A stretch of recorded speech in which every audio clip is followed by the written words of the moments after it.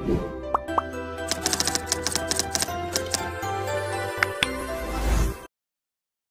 my lovely viewers, Assalamu alaikum. Welcome back to my channel Kashful's Kitchen. আশা করি সবাই অনেক বেশি ভালো আছেন। আসছে কুরবানির ঈদ। বাঙালি মিষ্টি মুখের তালিকায় প্রথমেই আছে পায়েস। এখন শীতকাল চলছে অস্ট্রেলিয়াতে। শীতে গুড়ের পায়েসের একটা আলাদা কদর থাকে, আর তা যদি হয় নিজের হাতে বানানো খেজুরের গুড়ের পায়েস।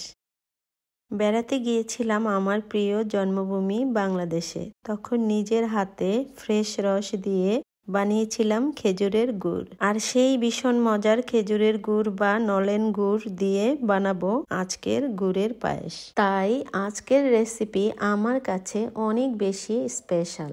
আশা করছি আপনাদের অনেক ভালো লাগবে। তাছাড়া বাংলাদেশের ওয়েদার এখন প্রচন্ড গরম, তাই ফ্রিজের নর্মাল চেম্বারে রেখে ঠান্ডা করে নিয়ে সার্ভ করতে পারেন এই মন প্রাণ কলিজা ঠান্ডা করা অত্যন্ত মজাদার ঠান্ডা ঠান্ডা গুড়ের পায়েস।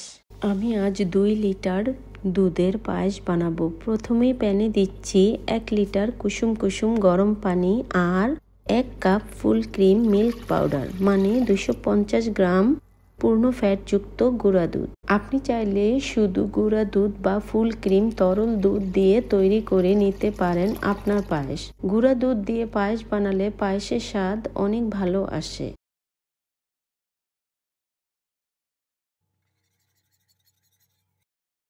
এবারে দিচ্ছি 1 লিটার পূর্ণ ননিযুক্ত তরল দুধ, মানে whole grain full fat fresh milk.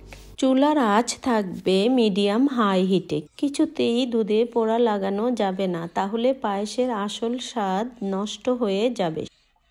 2 litre দুধের জন্য নেব 4 টেবিল চামচ কালো জিরা সুগন্ধি পোলাওর চাল, মানে 2 মুঠ পোলাওর চাল।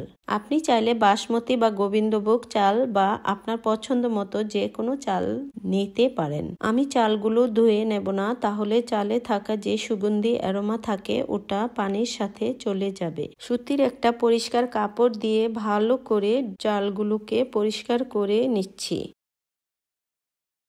এবারে চালের মধ্যে 1 টেবিল চামচের মতো ঘি দিয়ে সুন্দর করে মেখে দিয়ে দেব।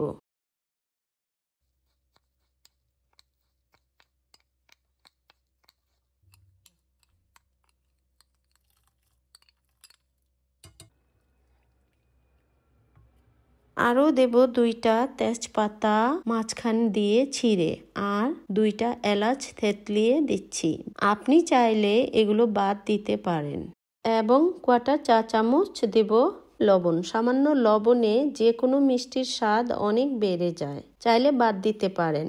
2-1টা বলক আসার পর তেজপাতা আর এলাচগুলো উঠিয়ে নেব।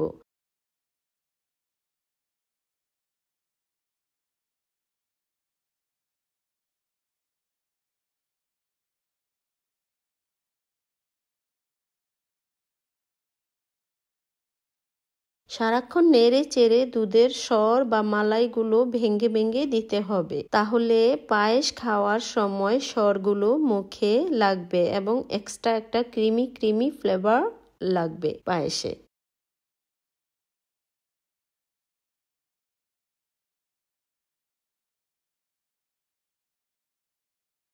প্রায় আধা ঘন্টার মতো জাল দেওয়ার পর দেখি চালগুলো খুব নরম হয়ে গিয়েছে। আঙ্গুল দিয়ে চাপ দিতেই গলে গলে যাচ্ছে, আর দুধের পরিমাণ প্রায় অর্ধেক হয়ে এসেছে।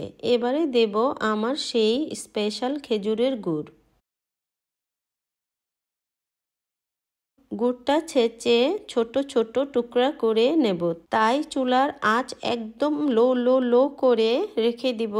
মাঝে মাঝে নেড়ে দিতে হবে যাতে করে মোটা সর না পড়ে। পাতলা সর থাকতেই ভেঙে ভেঙে দিতে হবে। 2 লিটার দুধের পায়েস, তাই এখানে নিচ্ছি 1 কাপ, মানে 250 গ্রাম গুড়। আপনি আপনার পছন্দ মতো গুড় বা সাথে কিছু পরিমাণ চিনি দিয়ে নিতে পারেন। আমি আজ নিজের তৈরি করা গুড় দিচ্ছি, তাই সরাসরি গরম পায়েসে দিয়ে দিলাম। কিন্তু যদি গুড় বাজারের থেকে কেনা হয়ে থাকে, তাহলে চুলা বন্ধ করে পায়েস কিছুটা ঠান্ডা হওয়ার পর গুড় দেবেন, তাহলে গুড় ফেটে যাওয়ার ভয় থাকবে না। তারপর চুলা জ্বালিয়ে মিডিয়াম লো আঁচে আরো 4-5 মিনিটের মতো রান্না করে নিতে হবে। দেখুন আমার পায়েসটা কত সুন্দর কালার হয়েছে এবং পুরো বাড়িময় খুব সুন্দর অ্যারোমা হচ্ছে।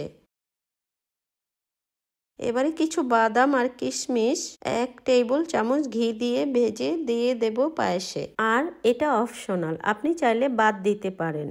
একটু পাতলা থাকতেই চুলা বন্ধ করে দেব, কারণ ঠান্ডা হওয়ার পর আরো ঘন হয়ে যাবে। এই তো হয়ে গেল আমার আজকের অত্যন্ত মজাদার নিজের হাতের তৈরি খেজুরের গুড়ের পায়েস। আই হোপ আজকের রেসিপি আপনাদের অনেক ভালো লেগেছে। আর যদি রেসিপিটা ভালো লাগে অবশ্যই একটা লাইক দিয়ে যাবেন, শেয়ার করবেন ফ্রেন্ডস অ্যান্ড ফ্যামিলির সাথে। আর আমার ইউটিউব চ্যানেলে নতুন এসে থাকলে please subscribe to my channel এবং পাশে থাকা বেল আইকনটি অন করে দিবেন আমার পরবর্তী ভিডিওর নোটিফিকেশনের জন্য। আর যারা আমার ইউটিউব চ্যানেলটি অলরেডি সাবস্ক্রাইব করেছেন তাদেরকে অসংখ্য ধন্যবাদ। আপনাদের এই সাপোর্টগুলো আমাকে অনেক অনেক অনুপ্রেরণা দেয়। সবাই অনেক বেশি ভালো থাকবেন আর আমার এই রেসিপিটা ট্রাই করে কমেন্টের মাধ্যমে জানাতে ভুলবেন না আপনাদের কাছে কেমন লেগেছে। আজকের মতো এখানেই বিদায় নিচ্ছি। আল্লাহ হাফেজ। Mom, keep looking when cooking.